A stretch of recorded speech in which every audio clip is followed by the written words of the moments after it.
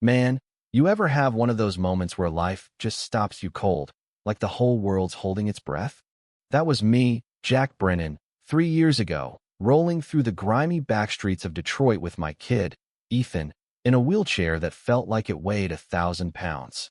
Ethan was 9, all messy brown hair and eyes that used to light up at a basketball hoop, but now just stared at the pavement, counting cracks like they held some kind of secret. See, I'd build a name flipping half-dead buildings into shiny condos. Detroit's comeback story. They called me in some magazine I didn't bother reading. Money was never the problem. It was time, and time couldn't fix Ethan's legs, broken in a biking accident out in Colorado. Docs threw around words like T8 fracture and permanent, each one hitting like a hammer, chipping away at the guy who thought he could fix anything with a checkbook. Hope. Yeah, that was starting to feel like a bad joke. Then, out of nowhere, this voice cuts through the city noise, small, steady, like it didn't belong in that alley off Woodward. "Mister, I can help your boy walk again." I freeze, hands tight on Ethan's chair, expecting some con artist with a fake smile. Instead, it's this kid, maybe 10, stepping out from behind a rusted dumpster. Skinny, black, wearing a hoodie 2 sizes too big, sneakers patched with tape, but her eyes, man, her eyes had this weight, like she'd seen more than I ever would. "I'm Nia," she says, calm as anything. "I stay at the shelter on Cass. Saw you yesterday, picking up Ethan's cap when it fell. You didn't rush off. Figured you might listen." I'm half annoyed, half curious. "Listen to what, kid? You know something the doctors don't." Ethan looks up, not scared, not bored, but interested. First time in months I've seen that spark. Nia doesn't flinch. "My auntie used to say the body stops when the heart's too heavy. I can help lighten it." I want to laugh it off, but Ethan's voice, quiet, cuts in. "Dad, let's just see." That's all it takes, those 3 words from my kid, who hasn't asked for anything since the accident. So we follow her, weaving through streets where the city feels like it's forgotten itself. Cracked sidewalks, boarded up shops, air thick with rust and regret. I'm on edge, dodging glass, second-guessing every step, but Nia's got this calm, like she's leading us to church.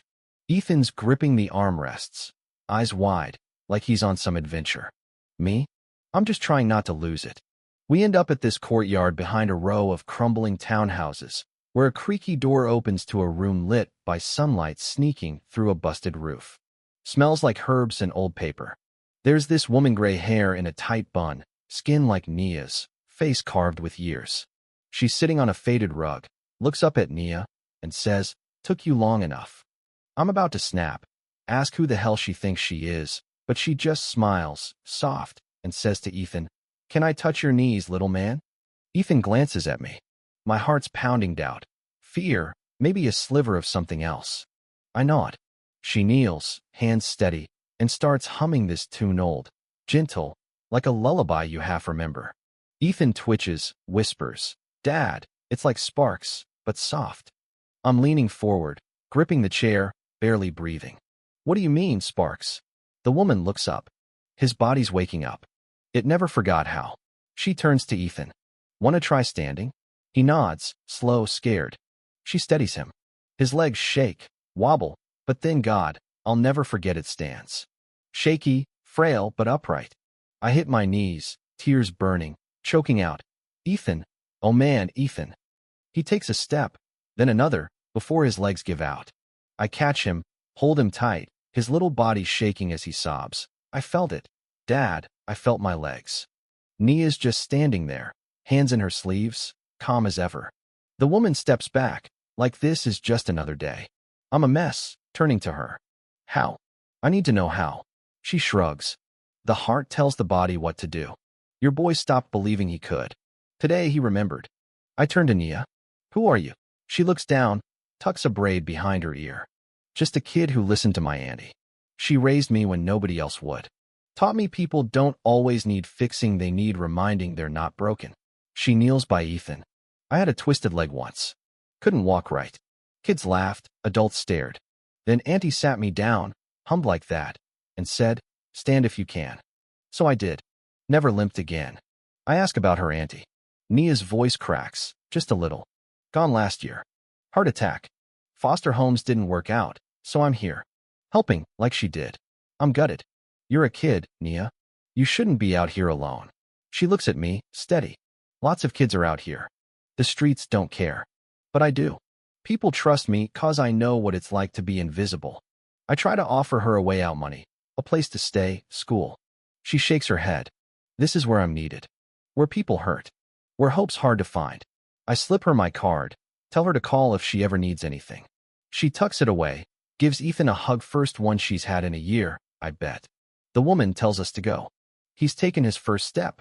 Now he walks his road. Back home, Ethan's different, lighter, like he's carrying a fire again. He starts walking more, first across the room, then down the block. Docs call it a psychosomatic miracle, but I don't care what they call it. My kid's moving. One night, he's up on stage at his school's talent show, no wheelchair, just him, slow steps, singing some goofy song. Crowd loses it. He says it's all because of a girl who believed I could. I try finding Nia again, shelters, streets, anywhere. Nothing. People say she's like a ghost, helping kids nobody sees, then vanishing. One day, I spot her by a shuttered store, sitting with a boy, maybe 7, cradling a busted arm. Nia, I call out. She smiles soft. You found me. I beg her to let me help get her off the streets. She's gentle but firm. This is where I'm supposed to be. Where hurt lives. I hand her an envelope debit card, key to an apartment, no strings. She doesn't say thanks, just nods, like she gets it. As we part, she says, the city's heart beats loudest where it's quiet. You heard it that day. I laugh, throat tight. You sound like someone I used to be, before I got lost in all this. She grins. Maybe you found your way back. Weeks later, I'm passing an alley, and I swear I hear that hum Nia's tune, faint, warm. Ethan stops, smiles, like he feels it too. Somewhere out there, she's still helping, still believing. And I'm left wondering who's really saving who. What do you think, does it take a kid like Nia to show us what hope really looks like? Or is the world too big for that kind of heart to win? Drop a comment, share your take. I'm listening.